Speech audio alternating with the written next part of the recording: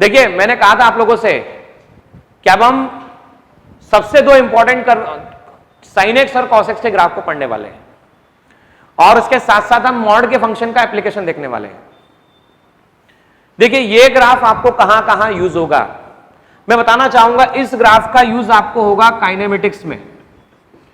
Kinematics में one dimension में आपको एप्लीकेशन देखने को मिलेगा जब आप सिंपल हार्मोनिक मोशन चैप्टर पढ़ोगे। एसएचएम, सर ये एसएचएम कब आएगा?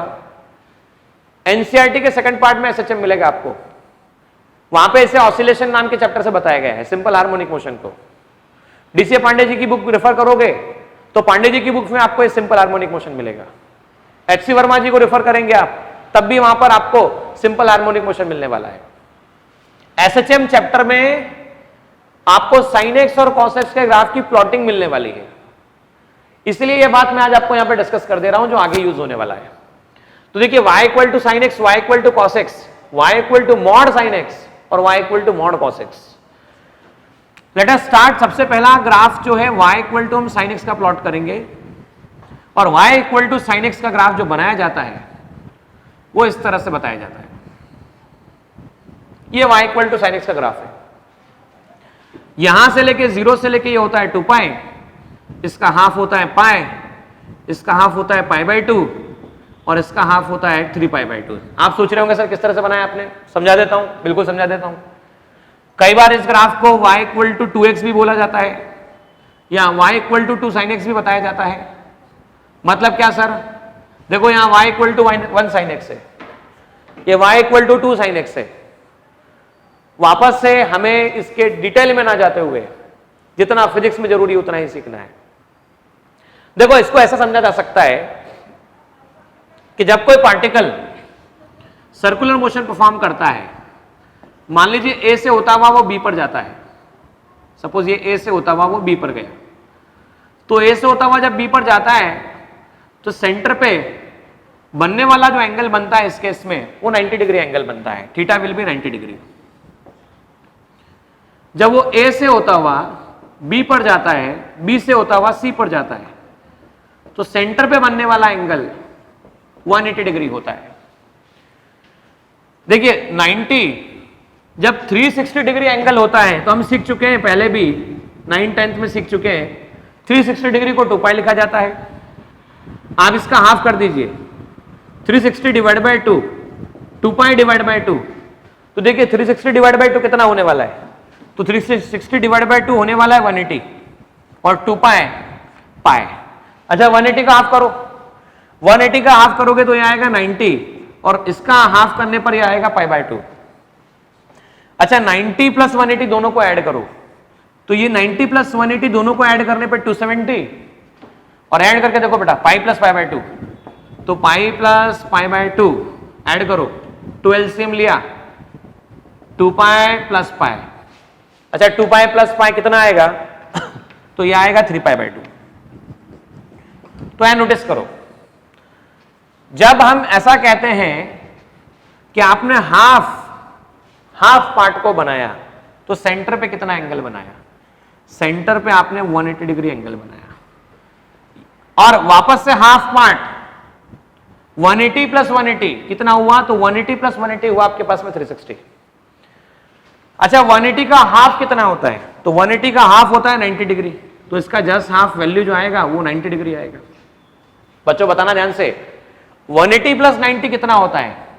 180 प्लस 90 होता है आपके पास में 270।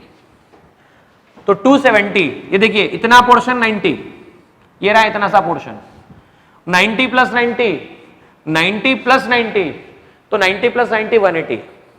अच्छा 180 प्लस ये वाला पोर्शन 90, तो 180 प्लस 90 270 और 270 प्लस 90, तो 270 प्लस 90 आपके पास में होगा 360 डिग्री। तो हम ये कह सकते हैं साइन एक्स का ग्राफ इस तरह से बनाया जा सकता है। इसी ग्राफ को थोड़ा सा यहां पर ऐसा बना दिया जाए तो ये 0 से 360 टोटल 1 साइकिल, 360 का हाफ 180, 180 का हाफ 90, 180 प्लस 90 बोलो 180 प्लस 90 270। मैं एक बात और याद दिलाऊंगा, ये आपने 8th क्लास चैप्टर में वेव्स पढ़ते समय सीखा था।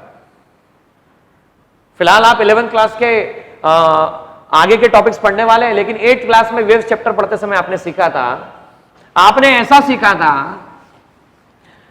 टाइम टू कंप्लीट, आपने सीखा था टाइम पीरियड का definition 8th class wave chapter में। टाइम पीरियड, तो टाइम पीरियड ऐसा कहा गया था, time to complete one cycle, time to complete one cycle is called time period.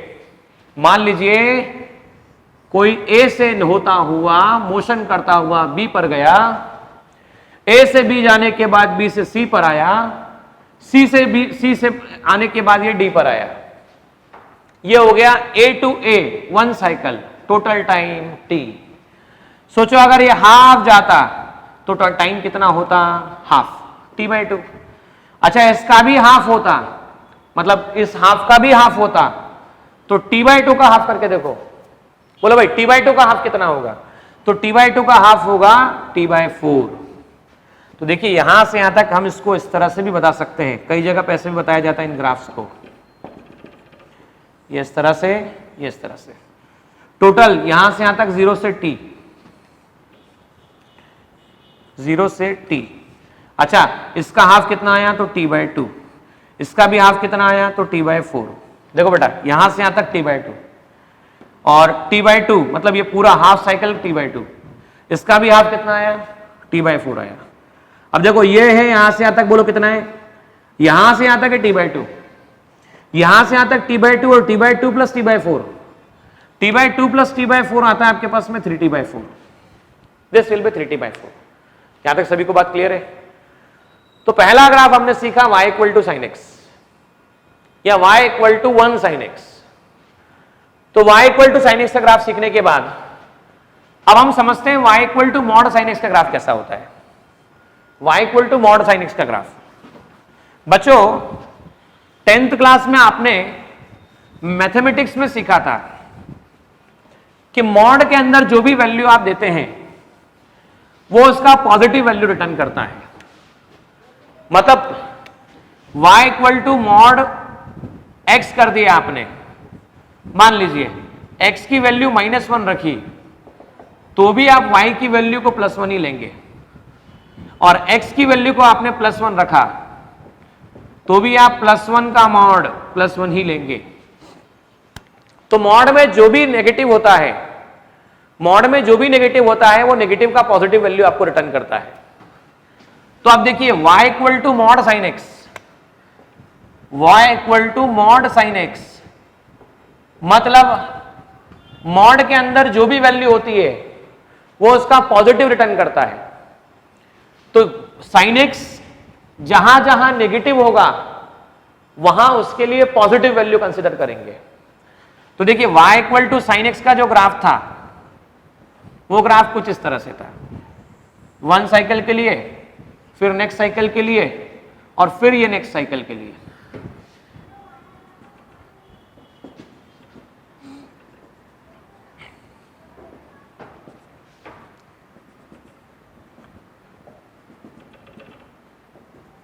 ये देखो 0 पाई 2 पाई, देखो यहां से यहां तक पाई, पाई प्लस पाई 2 पाई, 2 पाई प्लस पाई 3 पाई, 3 पाई प्लस पाई 4 पाई, 5 पाई 6 पाई, ये इस तरह से वैल्यू बताई गई है।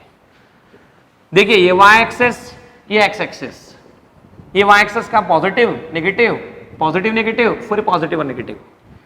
अब बेटा यहां पर बात ऐसी है कि ये आपको पॉजिटिव दिख रहा है, ये नेगेटिव दिख रहा है, ये पॉजिटिव है, ये नेगेटिव है, ये पॉजिटिव और ये नेगेटिव है। तो वापस से ये ग्राफ है y equal to sine x का, लेकिन आपको ग्राफ प्लॉट किसका करना है, आपको ग्राफ प्लॉट करना है y equal to mod sine x का graph, y equal to mod sine x का ग्राफ। और मैंने अभी बताया मॉड के अंदर जो भी वैल्यू होती है, मॉड के अंदर जो भी वैल्यू होती है उसका ये पॉजिटिव रिटर्न करता है।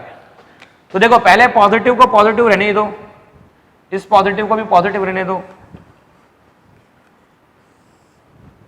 इस पॉजिटिव को भी पॉजिटिव रहने दो, और बाकी जो नेगेटिव दिख रहे हैं तो नेगेटिव का पॉजिटिव रिटर्न करना, तो इसका मिरर इमेज बनाइएगा आप। अब मिरर इमेज बनाने का तरीका बताता हूं। ऐसा समझ के चलो कि यहां पर इस जगह से इसको मैं ऐसा पकड़ूंगा और ऊपर ले जाऊंगा, इस तरह से। यहां पर मैं इसको ऐसा पकड़ के ऊपर ले जाऊंगा, फिर यहां पर इसको पकड़कर इसको ऊपर ले जाऊंगा, मिरर इमेज। तो नेगेटिव की मिरर इमेज पॉजिटिव, नेगेटिव की मिरर इमेज पॉजिटिव, नेगेटिव की मिरर इमेज पॉजिटिव। ये देखिए, ये ऐसा, फिर ये ऐसा, और फिर ये ऐसा, इस तरह से। तो ये हो गया पॉजिटिव पॉजिटिव पॉजिटिव, ये भी पॉजिटिव पॉजिटिव और पॉजिटिव। आप आज भले मेरे सामने ना मौजूद हैं, लेकिन जब मैं रेगुलर लेक्चर लेता हूं, क्लासेस लेता हूं, जब बच्चे इंटरेक्ट करते हैं, तो कई बार स्टूडेंट मुझसे सवाल पूछते हैं, मुझे क्लास में रोक देते हैं कई स्टूडेंट हाथ खड़ा करते हैं और पूछते हैं, सर ये ग्राफ कहां पे यूज होगा, ये ग्राफ कहां पे अप्लाई करोगे?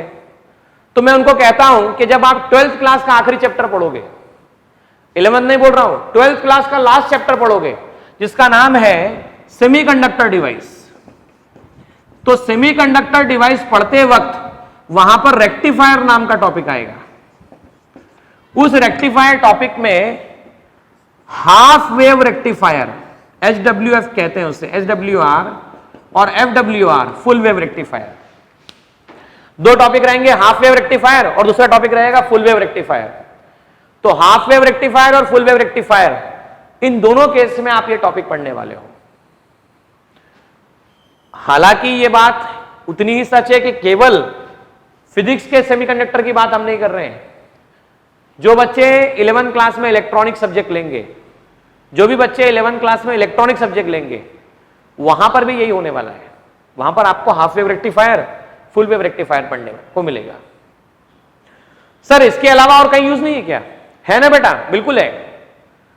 इसका मॉड का जो यूज है वो आपको वन डायमेंशन काइनेमेटिक्स में मिलेगा।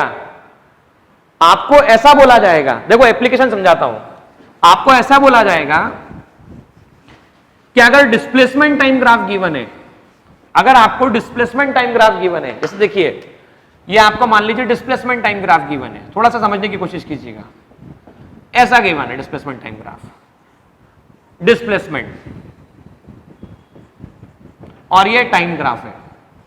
अब आपको डिस्प्लेसमेंट टाइम ग्राफ से वो पूछ रहा है स्पीड टाइम ग्राफ। तो देखो आप और हम ये बात जानते हैं कि डिस्प्लेसमेंट के बारे में आप और हम ये बात जानते हैं, डिस्प्लेसमेंट में भी पॉजिटिव, इट में भी नेगेटिव, और इट में भी जीरो। डिस्प्लेसमेंट में भी पॉजिटिव, डिस्प्लेसमेंट में भी नेगेटिव, डिस्प्लेसमेंट में भी जीरो, लेकिन स्पीड इज ऑलवेज पॉजिटिव। ये बात आप 9th क्लास में सीख चुके हैं बच्चों। हालांकि ये बात सच है कि हम वन डायमेंशन में फिर से सीखेंगे, लेकिन आप 9th में सीख चुके हैं स्पीड इज ऑलवेज पॉजिटिव। और देखिए डिस्प्लेसमेंट का ऊपर वाला पार्ट पॉजिटिव पार्ट, नीचे वाला पार्ट नेगेटिव पार्ट। ये नेगेटिव पार्ट है तो इसका मिरर इमेज उल्टा, तो कैसा? ऐसा है तो ऐसा, इसका ऐसा, तो ये ग्राफ बनेगा ऐसा। ये रहेगा स्पीड टाइम ग्राफ। ये ग्राफ मॉड का फंक्शन का ये यूज है।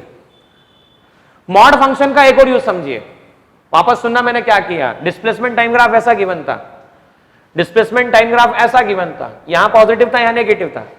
आप और हम जानते हैं डिस्प्लेसमेंट में भी पॉजिटिव, डिस्प्लेसमेंट में भी नेगेटिव, डिस्प्लेसमेंट में भी जीरो, बराबर है ना। लेकिन स्पीड टाइम ग्राफ प्लॉट करना था डिस्प्लेसमेंट टाइम ग्राफ की मदद से। आपको गिवन था डिस्प्लेसमेंट टाइम ग्राफ, आपको प्लॉट करना था स्पीड टाइम ग्राफ। तो speed time graph displacement time graph का मिरर इमेज, ये ऐसा था तो इसका मिरर इमेज इस तरह से बना। देखिए अब हम बात करते हैं y equal to cos x और y equal to mod cos x, y equal to cos x और y equal to mod cos x। तो देखिए सबसे पहले हम प्लॉट करेंगे ये graph y equal to cos x graph इस तरह से बताया जाता है।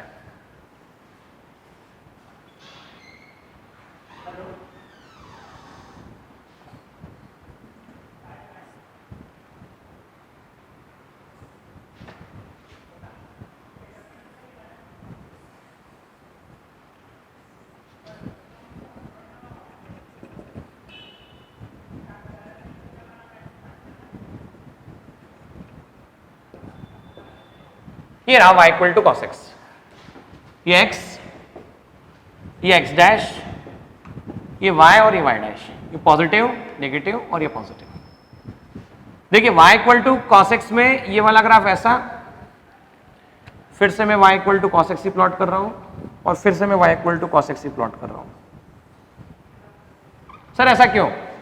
बेटा ऐसा इसलिए, जब ऐसा होगा तो इसको आप सेंटर पे 90 कहते हैं, 90 को π/2 लिखते हैं, और इसी टाइम को आपने t/2 लिखा था, t/4 लिखा था। जब हाफ था तो सेंटर पे बनने वाला एंगल 180 था, 180 को आपने पाई लिखा था, और हाफ टाइम को आपने t/2 लिखा था। जब टोटल कंप्लीट था तो सेंटर पे टोटल बनने वाला एंगल जो था वो 360 डिग्री था, और 360 को आपने क्या लिखा था? आपने 360 को 2π लिखा था। Time to complete one cycle को हमने टाइम पीरियड लिखा था। तो हम तीनों तरह से बताने वाले हैं। पहले देखिए, यहां से यहां तक 0 से इतना पोर्शन 90 दिख रहा है, ये हाफ पार्ट जो होता है वो 180 वाला पार्ट है। तो 90 प्लस 180 कितना दिख रहा है? बोलो 90 प्लस 180 कितना दिखेगा? 90 प्लस 180 दिखेगा आपको 270 डिग्री, और 270 प्लस 90 कितना होगा? तो 270 प्लस 90 होगा आपके पास में 360 डिग्री। देखिए यहां से यहां तक का जो पोर्शन है, 0 से टोटल टाइम लगा t, टाइम के टर्म में रिप्रेजेंट कर रहा हूं, इतना वाला पोर्शन होता है t/4। अच्छा, t/4 में t/2 ऐड करो, t/4 प्लस t/2, ये आएगा 4 LCM, t प्लस 2t, जिससे आप कह सकते हैं 3t/4। So this can be written 3t/4। Now 3t/4 plus t/4 आता है आपके पास में t, ये आएगा t/2। और देखिए ये रहा 0, यहां से यहां टोटल बोलो कितना होगा? तो टोटल 2π होगा। अच्छा, ये वाला पोर्शन कितना नजर आ रहा है? तो देखो ये वाले पोर्शन को हम कहते हैं π/2। अच्छा, ये चांद नजर आ रहा है, ये जो चांद दिख रहा है आपको, ये चांद जो है, ये चांद है पाए। हालांकि मैं मजाक की बात बोल रहा हूं, चांद पाए है, तो π/2 प्लस पाए कितना होगा? π/2 प्लस पाए होगा 3π/2। π/2 प्लस पाए आप चेक भी कर सकते हैं, 3π/2 आप सॉल्व करने पे देखेंगे आप। अच्छा, ये रहा π/2, इतना पोर्शन π/2, और ये भी π/2, तो π/2 प्लस π/2 कितना हुआ? तो π/2 प्लस π/2 पाई हुआ आपके पास में, π/2 plus pi will be pi. तो y equal to cos x का ग्राफ आपके सामने प्लॉट हो चुका है। अब मैं y equal to mod cos x का ग्राफ आपके सामने बताने वाला हूं। तो मॉड का मतलब क्या होता है? रिकॉल करो वापस से। मॉड का मीनिंग होता है, जब भी हम मॉड के अंदर किसी भी फंक्शन को रखते हैं या किसी भी वैल्यू को रखते हैं, तो वो उसका पॉजिटिव रिटर्न हमें देती है। मॉड के अंदर जब भी हम किसी वैल्यू को रखते हैं तो वो हमें उसका पॉजिटिव रिटर्न देती है। तो y इक्वल टू आपके पास मॉड cos x है, तो जहां जहां cos x नेगेटिव है, जहां जहां cos x नेगेटिव है, वहां वहां इसकी वैल्यू पॉजिटिव कर दी जाएगी। तो चलिए पहले y equal to cos x का ग्राफ बनाते हैं। y equal to cos x का ग्राफ वन साइकिल के लिए ये रहा।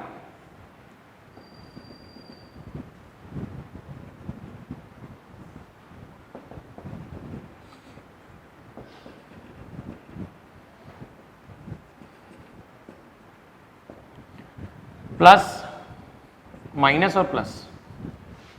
अब देखिए ये y एक्सेस और ये आपके पास x एक्सेस है, ये भी y एक्सेस है और ये आपके पास x एक्सेस है। ये वैल्यू पॉजिटिव, अच्छा नेगेटिव है, मैंने अभी बताया था नेगेटिव का पॉजिटिव करेगा तो क्या करेगा? मिरर इमेज बनाएगा, इसको ऐसा टर्न करके ऊपर की तरफ देगा और पॉजिटिव वैल्यू आपके पास एग्जिस्ट करती है, पॉजिटिव पॉजिटिव। तो ये ग्राफ बन चुका है y equal to mod cos x, y equal to mod cos x का ग्राफ बन चुका है।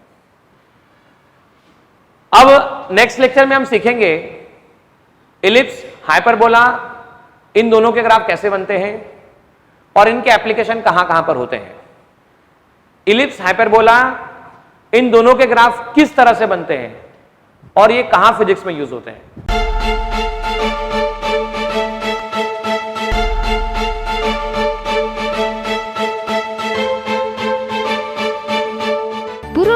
अकॅडमी, मेन ब्रांच, प्रभात चौक, MJ कॉलेज रोड, लोकमान्य हॉस्पिटलच्या बाजूला, जळगाव आणि पांडे क्लासेस जवळ, बंधन बँके शेजारी, ट्रॅफिक गार्डनच्या समोर, जळगाव.